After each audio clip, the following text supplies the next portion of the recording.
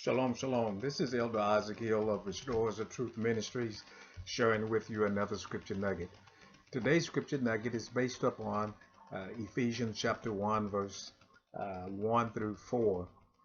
And we're going to talk about the difference between holy and set apart. Holy and set apart, the difference. Now, I'm coming from Ephesians, as I said, in chapter 1, verses 1 through 4.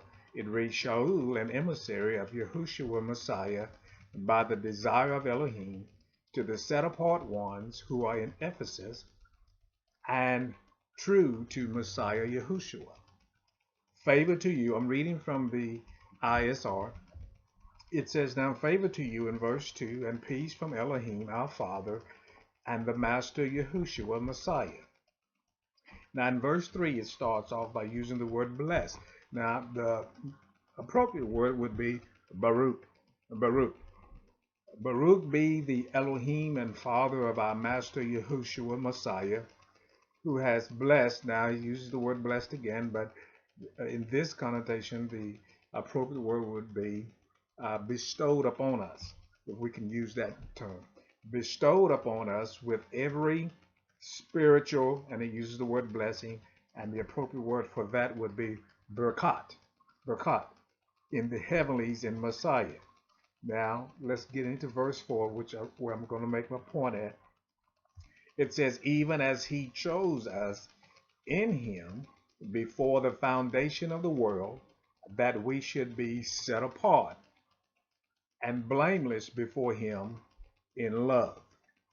Now, we're talking about the difference between holy and set apart. Within many English Christian Bibles, they use the word holy in this context, specifically in these verses and a number of other verses.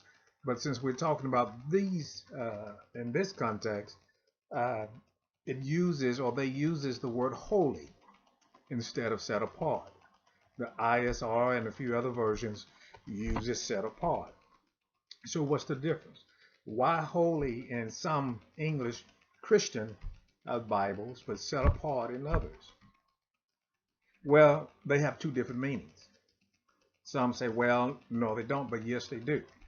Holy, in the Christian sense, involves, it gives a connotation of asceticism.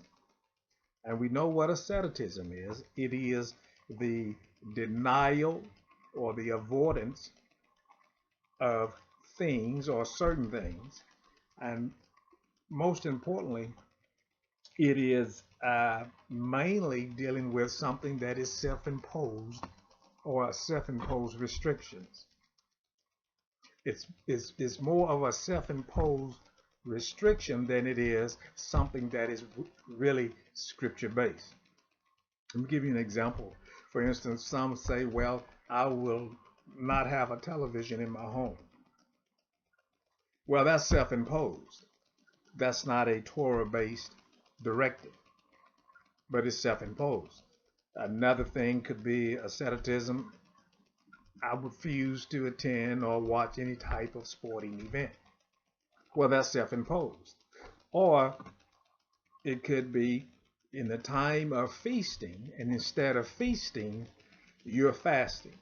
Not because the Torah is directing you to fast, it's because you want to fast. So that's self-imposed.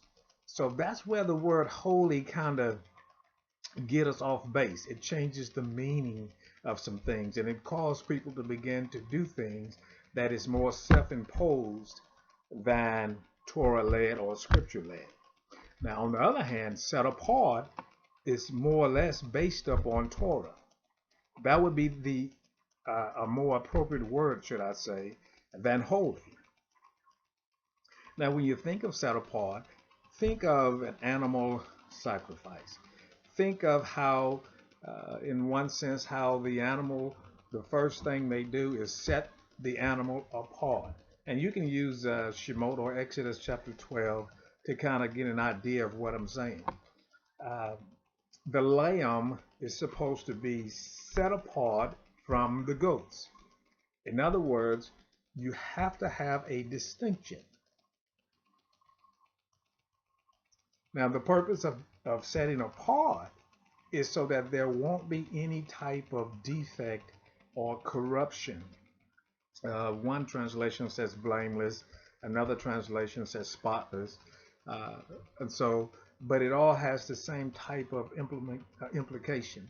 That is, you want the lamb to be spotless, without blemish, blameless, because again, thinking on the sacrifice, that's how Yahuwah, that's how Elohim will accept something.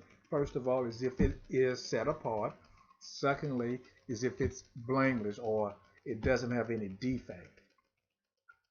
So what Shaul is saying here, and I believe by the Ruach, is that we are set apart. We're not holy, but we're set apart. And again, the big difference is holy is self-imposed. You have some self-imposed restrictions.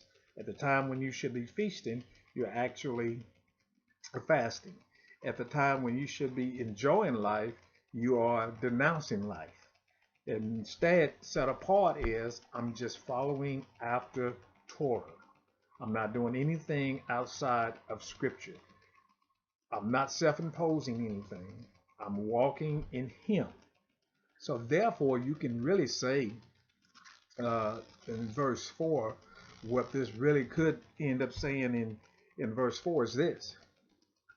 It says, He has chosen us before the foundation of the world, and we should seek directions from the Torah on how we should become set apart and blameless before Him in love. It's not holy, but it's set apart.